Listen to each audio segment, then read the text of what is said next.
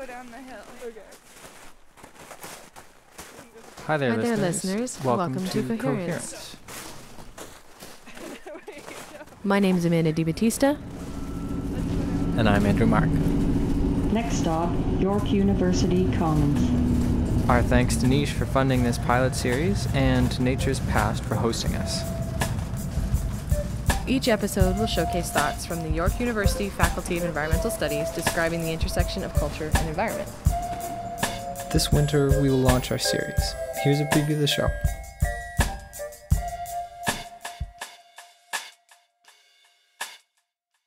So, Amanda, we should level with them. Yeah, we probably should. So this is what we're up to. We've been going around interviewing people, mostly from FES. That's the Faculty of Environmental Studies at York University. And we try to create a narrative that explains how people are approaching cultural environmental issues in our faculty. We are both PhD students from FES and have interviewed people mainly from our faculty, but also others in Toronto. My name is Kate Sandilands. Okay, well, my name is Susan Moore. So my name is Ella Soper-Jones. My name is Ralph Carl Wuschke. My name is Deborah Barnt. Hi, I'm Heather McLean. My name's Edie Steiner. I'm Honor Ford-Smith. Hi, my name's Rod McCrae. Hi, I'm Peter Timmerman. My name is Japchiana Bass. Before we wrap up for December, we'll speak to additional people from our faculty. Our themes for this series include melancholy, mourning, and art, politics and literature, food and social inequality, and protest and resistance at the G20 in Toronto. We expect the shows will be about a half hour each to be released in January on Sean Karaj's podcast, Nature's Past. Okay, so what follows here is a bit of an audio collage from our interviews, and you can get a sense of what we're really up to, running around the city with microphones and asking FES folks to pour their hearts out.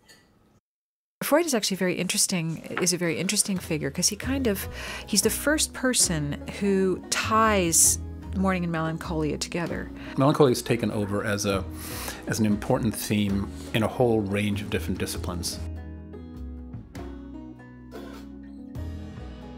I'm interested in using mourning as a way to get to a sense of social justice or as a form of protest.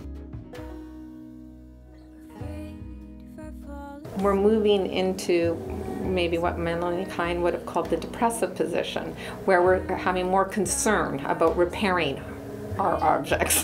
This sense of despondency, like we're just never going to get there, it's too little too late. So that to me is where, a ritual of lament and sitting with the loss so that you actually, do the grieving that you need to do, and then look for... In the city I was born, and I know all the pretty places. I return to see the town home where it always stood. In the city I was born, and I know all the local faces. Yet I return to learn that my home is no longer here. If we're inclined to see it as beautiful, these landscapes of rubbish as beautiful, what does that say about us? What does that say about our capacity to turn our very waste into objects of aesthetic contemplation? Quite recently, arts are definitely being conflated with urban revitalization and cleaning up neighborhoods and making areas competitive and making areas cool, making areas marketable. So it's a way of gentrifying a neighborhood. I guess the work I've been doing in Northern Ontario has been focused environmentally on conversations between the different forms of sustainability that are important to people that live there, particularly, ideas of conservation regarding the natural environment, and for many people, there's questions of economic sustainability.